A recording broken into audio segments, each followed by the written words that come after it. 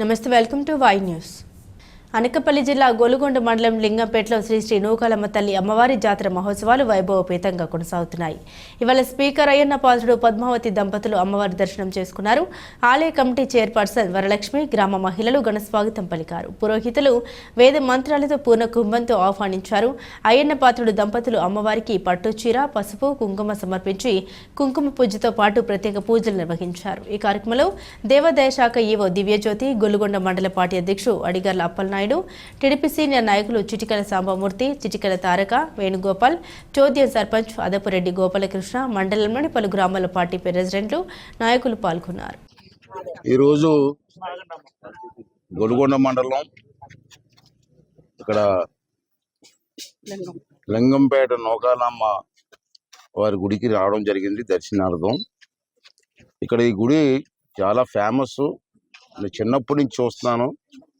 ఇక్కడ ప్రజలు, ఈ మండలంలో ప్రజలు కానీ, గ్రామ ప్రజలు కానీ, కమిటీ సభ్యులు కానీ అందరూ కూడా భక్తి శ్రద్ధలతో ఒకరోజు పండగ కాదు, ఇది 2 రోజుల పండగ కాదు, ఒక 9 రోజులు అలా చేసి బ్రహ్మాండంగా ప్రతిరోజు తీర్థం లాగా రోజు ప్రోగ్రామ్స్ ఎంతో నా చిన్నప్పటి నుంచి చూస్తాను నేను. మన జిల్లాలో అప్పుడు విశాఖపట్నం జిల్లా, మనకి ఉమ్మడి జిల్లా ఉండేది.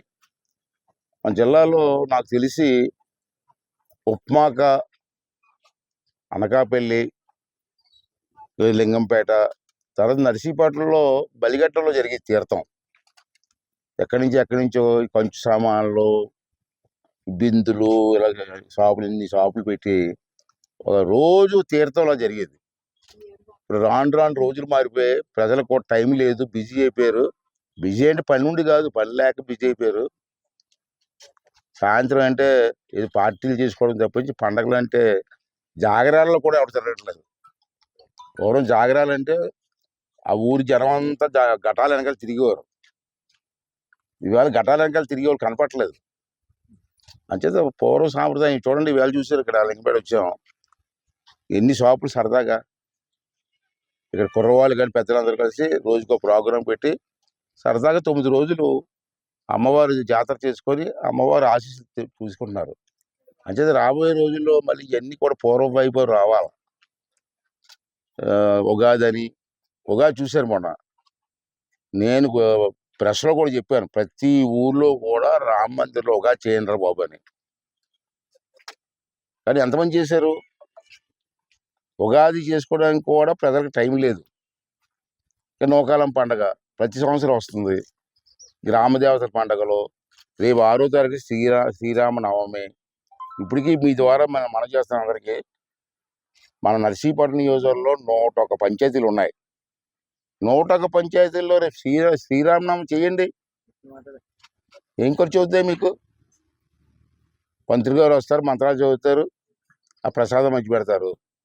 ఇప్పుడు కుర్రవాళ్ళకి నేను చూస్తున్నాను, కొంతమంది కుర్రవాళ్ళు ఇప్పుడు ఈ టర్మలో పుడుతున్న కుర్రవాళ్ళకి శ్రీరామనవమి అంటే తెలీదు, ఉగాది అంటే తెలీదు. ఈ అమ్మవారి పాకరించి ఈ అమ్మవారు ఎవరైనా వస్తున్నారు. జనరేషన్ కూడా మార్పు వచ్చేస్తుంది, మన సాంప్రదాయాలు కూడా తెలియట్లేదు.